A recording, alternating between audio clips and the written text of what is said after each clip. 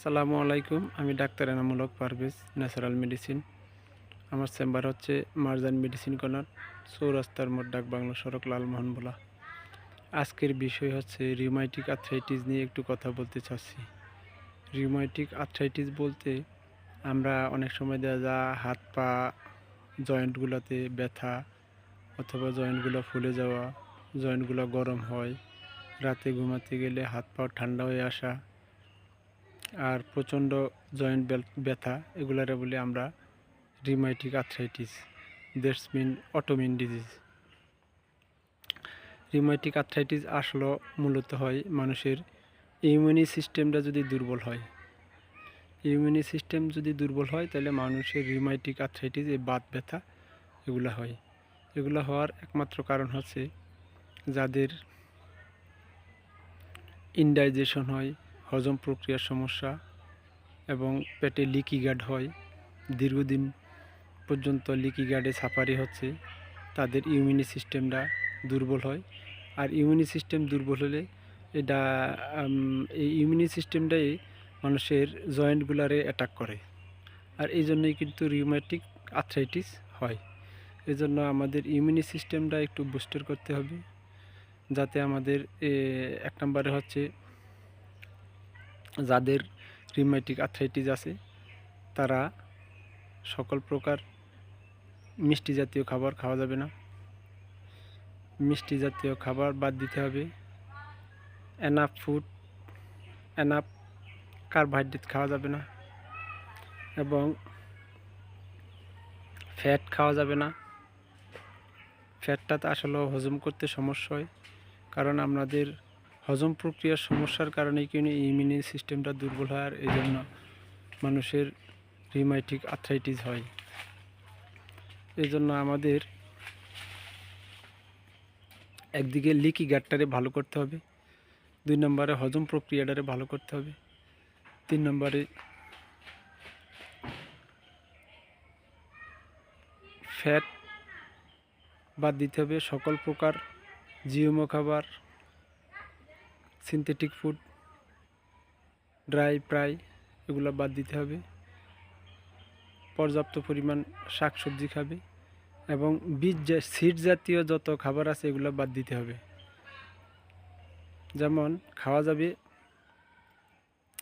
পেটের মধ্যে খাওয়া যাবে অ্যাভোকাডো, সামুদ্রিক মাছ, অল্প পরিমাণ মাংস, অল্প পরিমাণ ডিম। আর আপনার লিকি গাটটারে 100% ভালো করতে হবে, হজম প্রক্রিয়াটারে ভালো করতে হবে। হজম প্রক্রিয়া ভালো করার, লিকি গাট ভালো করার জন্য ফাস্টিং করতে হবে, আর ভিটামিন D3 লেভেলটা নিতে হবে। এবং লিকি গাট এবং পেটে হজম প্রক্রিয়া ভালো করার জন্য আমরা প্রোবায়োটিক নিতে পারি। সিনথেটিক ফুড বাদ দিতে হবে। খাওয়া যাবে এনাফ পর্যাপ্ত পরিমাণ শাকসবজি, ভেজিটেবল খাবেন।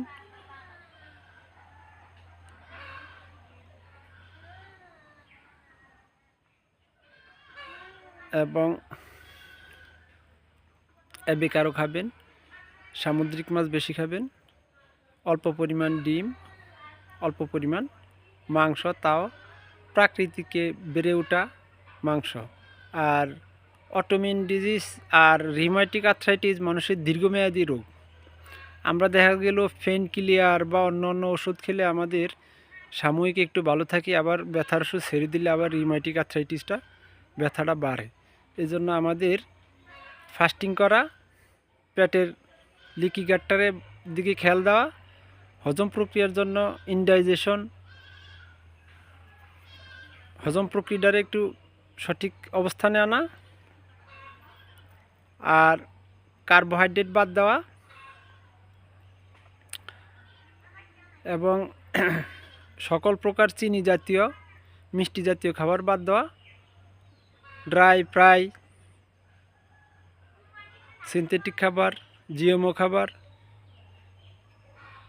আর যেগুলো ফার্মের খাবার এগুলো টোটালি বাদ দেয়। যদি এই নিয়মগুলো আমরা যদি পালন করি, আমাদের ফিক্সড করতে হবে পেটের হজম প্রক্রিয়াটারে ভালো করতে হবে, লিকি গাটটারে ভালো করতে হবে, এই নিয়মগুলো যদি আমরা পালন করি এবং ভিটামিন D3 লেভেলটা একটু যদি ভালো করি, তাহলে আমাদের রিউমাটিক আর্থ্রাইটিস থেকে আমরা বাঁচতে পারি। আর রিউমাটিক আর্থ্রাইটিসের জন্য আমাদের খাওয়া যাবে, আবারও বলতেছি, প্রচুর পরিমাণ শাকসবজি আর অ্যাভোকাডো, অল্প পরিমাণ ডিম, সামুদ্রিক মাছ আর অল্প পরিমাণ মাংস। এই খাবারগুলো খাবো, তাহলে আমাদের রিউমাটিক আর্থ্রাইটিস থেকে আমরা বাঁচতে পারবো। আমাদের ইমিউনি সিস্টেম দুর্বল থাকলে ইমিউনি সিস্টেম দ্বারা আমরা স্বাভাবিক অবস্থা ফিরিয়ে আনতে হবে।